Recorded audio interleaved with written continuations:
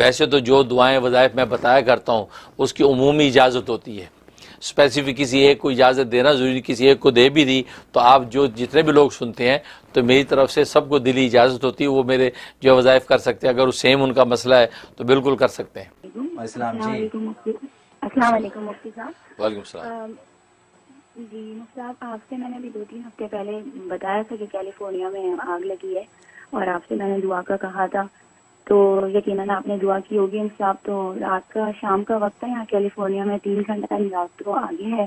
تو ہمارے یہاں کوئی آثار نہیں تھے، 2-3 دن تک شدید گرمی کے آثار تھے، لیکن ماشاءاللہ سے فوار پڑنا شروع ہو گئی اور زور ٹوٹ گیا گرمی کا، اور بارش بھی ہوئی 2-3 ہمارے مضافات میں ماشاءاللہ سے۔ لیکن ابھی تک اب 2-3 ہفتے گزر چکے ہیں، لیکن یہاں کا ویدر بہت خراب ہے اور کئی جگہوں پر لگی بھی ہے آگ۔ آپ اب دعا کیجیے اس کے لیے کہ اللہ تعالیٰ انشاءاللہ آگ پوری بجھا دے۔ دوسرا مسئلہ میرا آپ سے یہ سوال ہے کہ میں تو آپ کا پروگرام بہت شوق سے سنتی ہوں، اور لوگ آپ سے جیسے سوال کرتے ہیں کہ بچوں کے بارے میں کہ اولاد جو ہے 20 سال کے ہوتے ہیں اور 15-20 سال کے، اور کس طرح سے ان کے ذہنوں میں شکوک اور شبہات اٹھتے ہیں۔ مفتی صاحب، میرے تو بچے چھوٹے ہیں، ابھی 10 سال سے چھوٹے ہیں، مجھے آپ سے پوچھنا ہے کہ مطلب والدین سے کیا ایسی جو ہے کوتاہی ہو جاتی ہے جس سے جو ہے بچے بعد میں اس طرح مطلب بگڑ جاتے ہیں، یا پھر ان کے ذہن اسلام سے خراب ہو جاتے ہیں، یا پھر ہمیں ٹھیک جو ہے، جیسے بہت اچھا بچے چھوٹے ہیں تو ہمیں کیا پڑھنا چاہیے؟ ٹھیک ہے، بہت اچھا جزاک انشاءاللہ اللہ۔ دونوں ماشاءاللہ۔ ایک تو خوشخبری دی آپ کی ماشاءاللہ، دعائیں مستجاب، اللہ وہاں ان اکبر، کے لیے رحمت کا ذریعہ بن گئی۔ اللہ اکبر، ماشاءاللہ ماشاءاللہ۔ واقعی آپ نے جو ہے وہ بہت ہی پرمسرت بات سنائی کہ کسی حد تک ماشاءاللہ وہاں پہ جو ہے زور ٹوٹا ہے اور فوار ہوئی، بارش ہوئی، اور مزے کی بات ہے کہ میں نے آپ کی اس کو بات کو یاد رکھا، باقاعدہ دعا کی میں نے انشاءاللہ، اور اللہ تبارک و تعالی نے ہماری دعا کی لاج رکھی، اور ماشاءاللہ جو ہے وہ فوار بھی پڑی، بارش بھی ہوئی، اور ماشاءاللہ جو کافی حد تک ویدر بہتر ہوا۔ ایک اوور آل جو ہے ابھی بھی آپ بتا رہی ہیں مختلف جگہوں پہ ہے معاملات، تو انشاءاللہ میں دعا کو جاری رکھوں گا۔ تو آج بھی دعا کروں گا اللہ تبارک و تعالی جو ہے کیلیفورنیا کو بالکل لیا جو ہے یہ آگ کی آفت سے محفوظ کر دے۔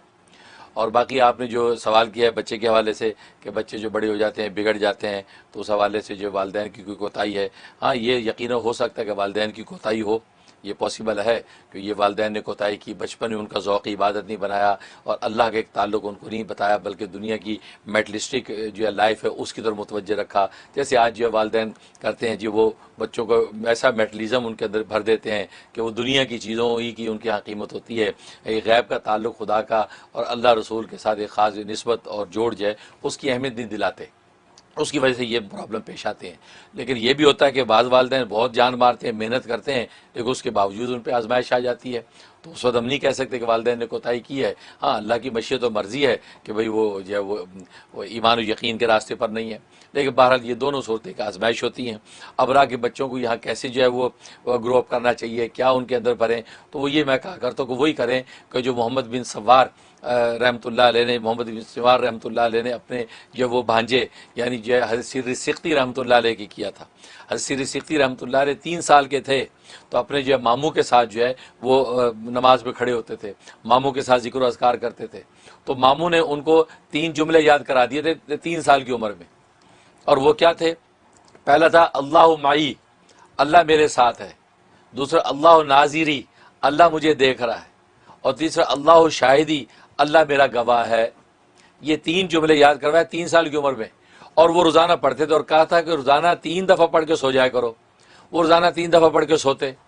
اب یہ ان کی کیفیت بن گئی۔ اس کے بعد جو ہے وہ ماموں کے ساتھ نماز میں کبھی کھڑے ہو جاتے ہیں جیسے بچے کھڑے ہو جاتے ہیں،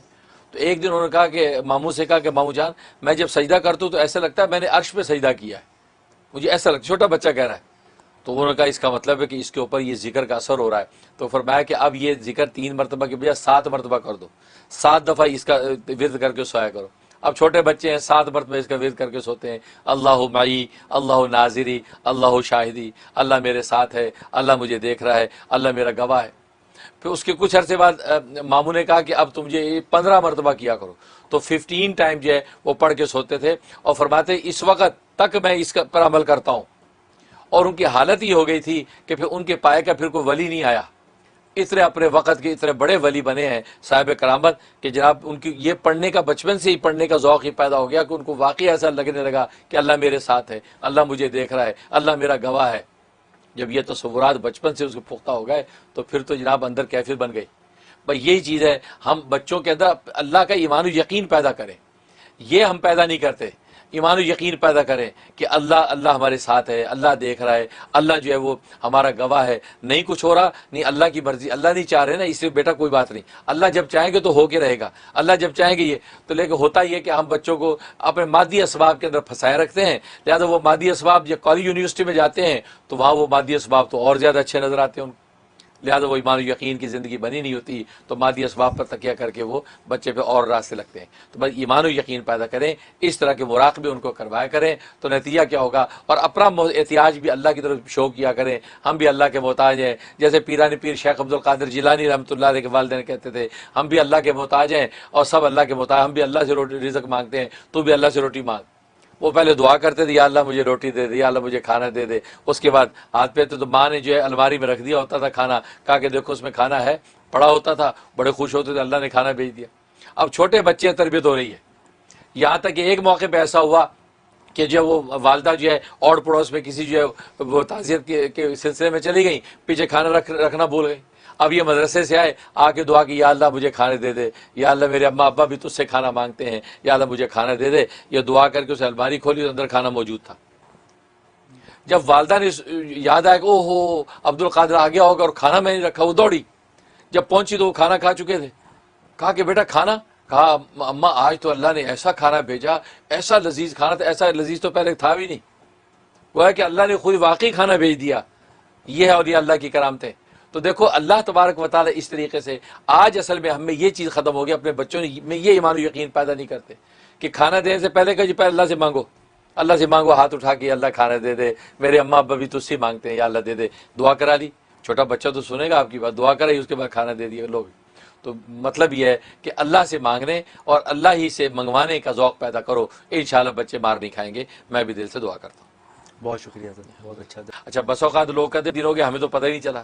وہ آپ کو نہیں پتہ چلا، لیکن تبدیلی اپنا کام کر رہی ہے، کیونکہ بس اوقات انسان کی روح کے اوپر کثافت ہوتی ہے، گندگی ہوتی ہے، تو کثافت صاف لگنے میں ٹائم لگ جاتا ہے۔ جیسے میلے کپڑے پہ خوشبو چھڑکیں تو ویسی خوشبو نہیں پھوٹتی جیسے جو اجلے دھلے پہ ہوتی ہے۔ اس کا مطلب اللہ پہلے روح کو اجلا دھلا کرتے ہیں اس نام کی برکت سے، اب جب وہ مزکہ ہو جاتی، اب یہ نام جو ہے وہ اپنی خوشبو کو ظاہر کرتا ہے۔ تو اس لیے ناظرین اس میں بھی پریشان نہ ہوا کریں کہ یہ ہو گیا ابھی تو کچھ بھی نہیں ہوا، نہیں وہ ہو رہا ہے، کیونکہ اللہ کا نام ہے، وہ اثر کیسے نہ کرے۔ اب شہد کا لفظ بولے تو منہ میٹھا ہو جاتا ہے، لیمو بولے تو منہ میں پانی آ جاتا ہے، تو یہ دنیا کی معمولی چیزیں اب اتنا اثر رکھتی ہیں کہ نام لو تو منہ میں پانی آئے، تو اللہ کا نام اثر نہیں کر رہا ہے۔ ہماری روح کا جو تعلق اللہ سے، اس میں کمی ہے اصل میں، وہ اس کی صفائی ہو رہی ہے، وہ جب شفاف آئینہ ہو جائے گا، اب چہرہ آپ کو صاف نظر آئے گا، گویا کہ اب اس کی تاثیر ظاہر ہوگی۔ وہ بھی محبت والی دنیا بھر سے ہم سے بات کرنے کے لیے بے چین رہتے ہیں، اور ہمیں دکھ اور افسوس ہوتا ہے کہ ہم ان سے بات نہیں بس اوقات کر پاتے، وہ ہمیں کال کرتی رہتے ہیں، ان کی کال نہیں اٹھا پاتے، وہ بھی کتنے مایوس اداس ہوتے ہوں گے،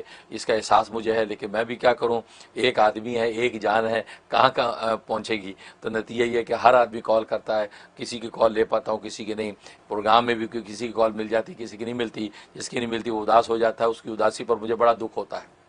بس یہ ہے کہ اللہ کے سپرد ان کو کر دیتا ہوں کہ یا اللہ جو بھی جن کی کال مل گئی، جن کی نہیں ملی، جو تڑپ رہے ہیں، جو ہم سے ملنا چاہتے ہیں، بات کرنا چاہتے ہیں، لیکن یا اللہ ان کے جو بھی جائز مقصد ہیں، ان کی دل تمنا ہے، مرادیں، یا اللہ آپ پوری کر دیں، آپ ان کے اوپر اپنا دست شفقت رکھ دیں، میں ان کو آپ کے سپرد کرتا ہوں، کیونکہ ظاہر ہے کہ اصل میں تو ایک واسطہ ہی ہوں، میں نے بھی وہ درخواست آپ کے پاس ہی رکھنی ہے جو وہ پیش کرنا چاہتے ہیں،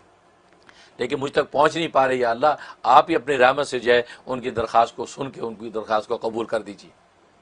تو میں تو یہ کہہ کے جو آپ سب کو اللہ کے سپرد کر کے رکھتا ہوں، تاکہ مقصد یہ ہے کہ آپ کا جو منشا وہ پورا ہو جائے، آپ کو راحت آرام ملے، اور جو بھی تکلیف ہو دور ہو جائے۔ ویڈیو کے نیچے سبسکرائب